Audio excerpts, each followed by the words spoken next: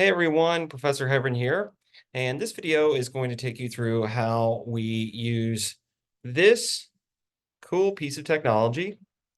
It's called the Vernier Go Direct EKG unit, and we are going to use it to monitor muscle electricity activity. Now, this is a really simple unit. It only has 3 leads on it, okay? So if you were going to use it for EKG, you would only monitor 1 lead. Okay, and it's very simple. You set it up wherever you want it, obviously around your heart if you're measuring electrical activity of the heart, or if you want to measure electrical activity of motor units in skeletal muscle tissue. I'll show you how to do that in just a second. It's pretty simple. It is a Bluetooth device, so it can be plugged in directly to a computer with a USB port. Right now, I have it charged into a battery pack to charge it up and keep it charged while I'm doing the video. But to turn it on, I'm just going to press the button here, and you're going to see the little Bluetooth light blinking. And I'm going to go ahead and share my screen.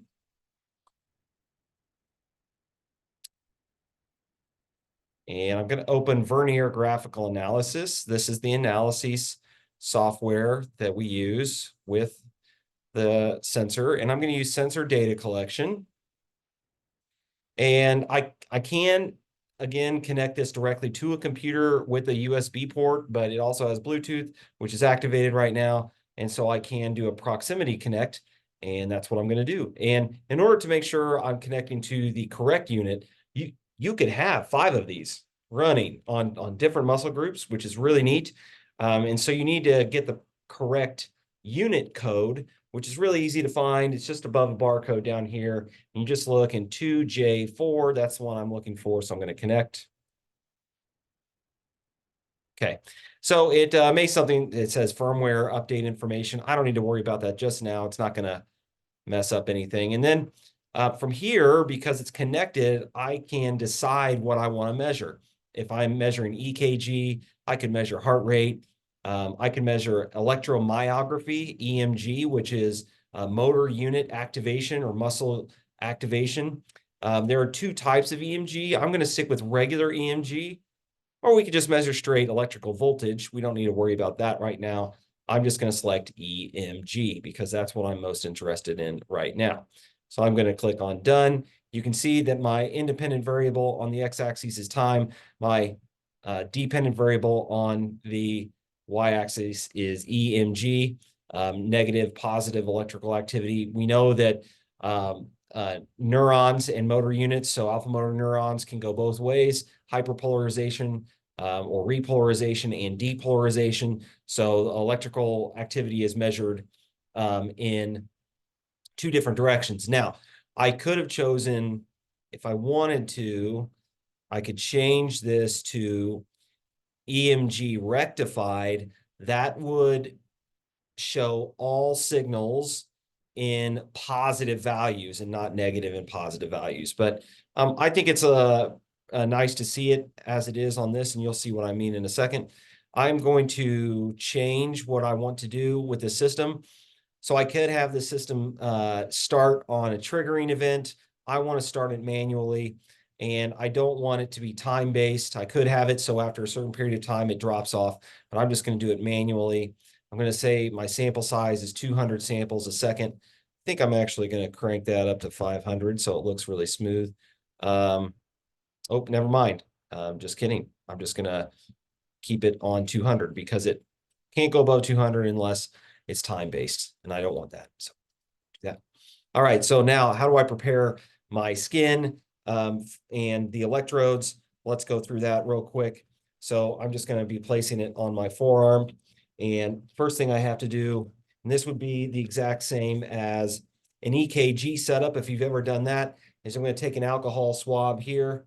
I'm going to get 2 of them here and make sure that my skin is nice and clean. All right, so I'm going to take this and I'm going to get that cleaned off. Okay. Even if you are showered and a really clean person, you're still going to have oils build up on your skin throughout the day. Even if and obviously if you use soap or you use different types of lotions, you definitely want to get that cleaned off with the alcohol swab. And then I'm going to take just a balled up piece of paper towel, and I want to ball it up. And the roughness of it is what I'm looking for. So I really want to rub my skin pretty hard until you see it get nice and red and a little raw looking. The reason is that I'm scraping off all the dead skin cells in and around the area. So I have really good contact with those electrodes. And so now here I have my electrodes, and depending on the muscle will dictate where I place these. Okay, so I'm looking at my forearm muscles, okay, and I'm going to be flexing my wrist and finding where the bulge in my forearm muscle is. And I'm going to place this on either side, all right? So I want to collect muscle activity and muscle electrical information between the electrodes. So the electrodes sort of create a net of information. Okay, there we go. That should be okay. Those are my live electrodes. Then I need a ground electrodes or a reference electrode. I usually put that in a really bony spot. So I think the lateral portion of my wrist where it's really bony will be a good spot for that. Making sure that the electrode is going to stay put. And then I collect my electrodes. And if you forget, the picture is on the front, right? It'll tell you how to collect information successfully. You need the red and the green, does not matter what order they're in. They need to be on the live electrodes. So I'm going to collect those here. Again, it doesn't matter which is which. And then the last electrode is my ground electrode. That's going to be on the one on my wrist. That is not a live electrode. That is a reference electrode. So that definitely needs to be on the one on my wrist. Okay. I'm going to tip the computer down a little bit here.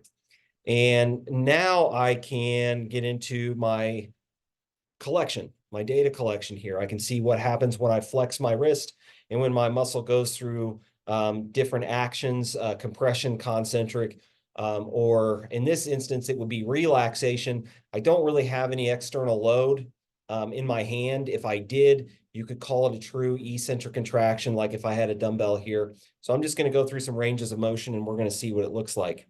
Okay, I'm going to start collecting information, right? Here we go. And I'm going to compress I'm going to squeeze and flex my wrist real hard. Okay, I'm squeezing. This is a very isometric. This is a high intensity hold here. And then I'm going to relax and release. Squeeze again. All right, relax and release. So I could do some really big isometric holds here, and I could go to fatigue, or I could do an activity where I hold it as long as I possibly can, and you would eventually start to see the electrical signals really start to increase as I am accumulating and recruiting more and more motor units to handle this intensity. If I had a weight in my hand and I was really trying to hold it, the electrical activity would really start to explode over time because I'm trying to activate more type 2 motor units, and type 2 motor units are bigger, and they're going to produce more electrical activity, and I release, and obviously it goes down.